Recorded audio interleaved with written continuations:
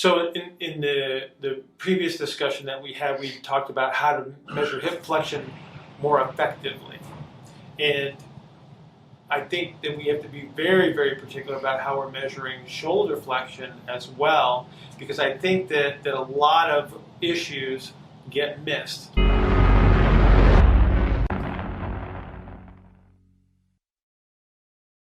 And so if you think about patients or clients that come in with compressive issues, like it'll get diagnosed as a shoulder impingement.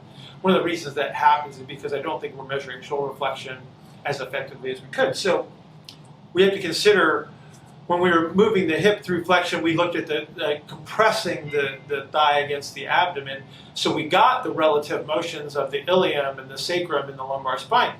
And we have to consider all of those things in the shoulder, because the shoulder is no different than the hip in regards to how it interacts and how it has relative motions associated with the scapula and the thorax and the upper cervical spine, because those structures are just analogous to the ones that we were dealing with the pelvis and the lumbar spine.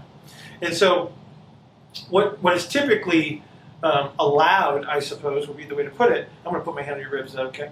So if I just stabilize her rib cage, so her rib cage doesn't move, because this rib cage can substitute for a lack of shoulder flexion. So we want to make sure that we stabilize this. But what's typically allowed is grabbing someone at the wrist and then moving them into flexion. They go, oh wow, Nikki has full shoulder flexion. But that doesn't account for the rotations that are occurring at the glenohumeral joint. Because if I stabilize at the wrist and I allow the elbow to reorient as I take her into flexion, she could get humeral internal rotation that looks like shoulder flexion in this imaginary sagittal plane, right? When the reality is I need to maintain the humerus in external rotation as I move her into shoulder flexion to get a true measure of shoulder flexion. So what I want to do then is I'm going to grab her proximal to the olecranon, and I'm going to put my thumb on the medial epicondyle of the humerus, and I'm going to make sure that olecranon points right at me as I move her into shoulder flexion. All right? I'm still going to stabilize her, so I asked permission again, so there you go. All right? And then I'm going to make sure that I maintain this olecranon in this imaginary sagittal plane as I move her towards flexion. And then what happens, though, is you can see where this internal rotation starts to occur.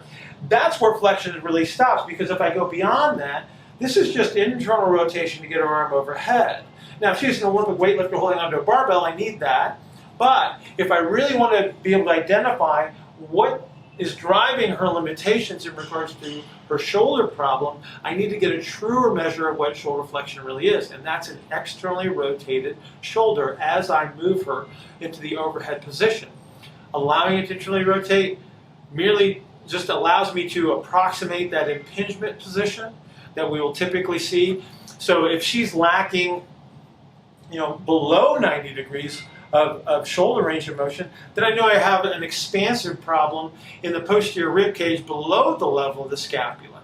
As I move her up, if she internally rotates too soon here through this range, then I know that I started the scap in the wrong position, and now I have a compressive element on the posterior side. So the dorsal rostral thorax would be compressed under those circumstances, and then that's where I need to get expansion to get her arm up overhead. So the cool thing about this is that it allows me to identify where in this range that Nikki is truly losing her shoulder flexion, and it allows me to identify the limitation in expansion, whether it be below the level of the scapula, within the level of the scapula, above the level of the scapula. So again, we have to be very, very particular about how we're measuring shoulder flexion. So I want to show you the difference in Nikki's shoulders, because there's a nice significant difference, just like we had in the hips, which was very useful. So I get you to just above this 90 degrees. So you're about 100 degrees where you start to internally rotate. So I know you're losing shoulder flexion at that point. But you have an asymmetry, which is really useful for an explanation, because when I take you overhead here, and I do the same thing where I'm putting my thumb on that medial epicondyle of your humerus, I'm going to put my hand on your ribs, okay? All right? And then as I take you overhead, now we don't experience this internal rotation until we get, probably about 140, 150 degrees in the overhead reach position. Well, that's a totally different limitation than what you have over here. So on this case, we have a situation where the scapula started in a limited position, so it's already upwardly rotated, so you internally rotate too soon on this side. On this side, you actually have almost normal upward rotation, but what we don't have on this side, because you're limited at such a farther degree into the flexion, this is your inability to expand the upper dorsal rostral thorax.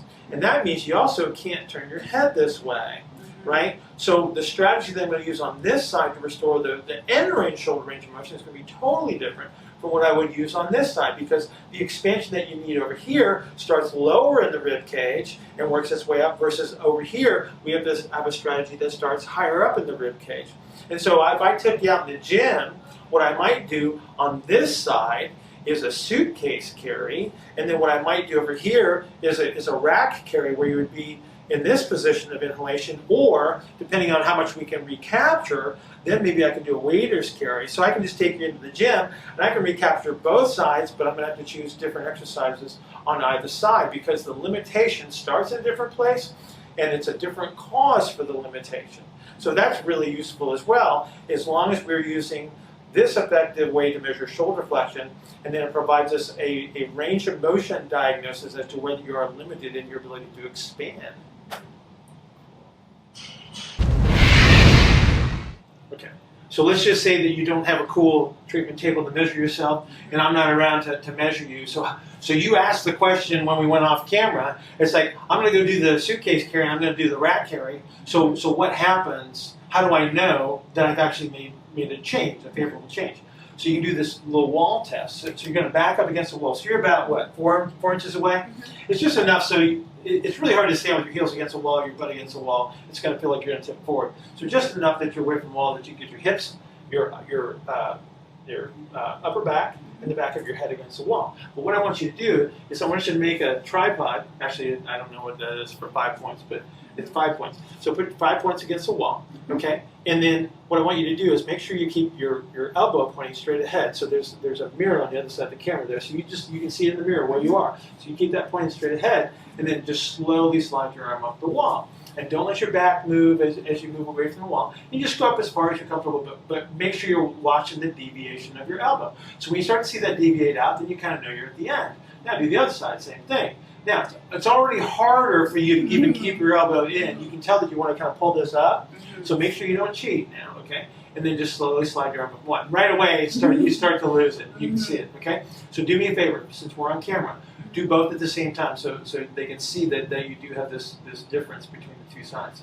And so don't let it deviate. Don't let it deviate. There it goes. You feel it? And you can probably see it on camera that it turns inward. Okay? So that's where you lose your shoulder flexion. So then when you go out and you do your rack carry, and you do your suitcase carry, what you should want to do is you want to retest it. And you say, did it get better? Did it not get better? So that gives you a nice little self-test that you can do on your own if you don't have a treatment table or somebody to measure. There you go.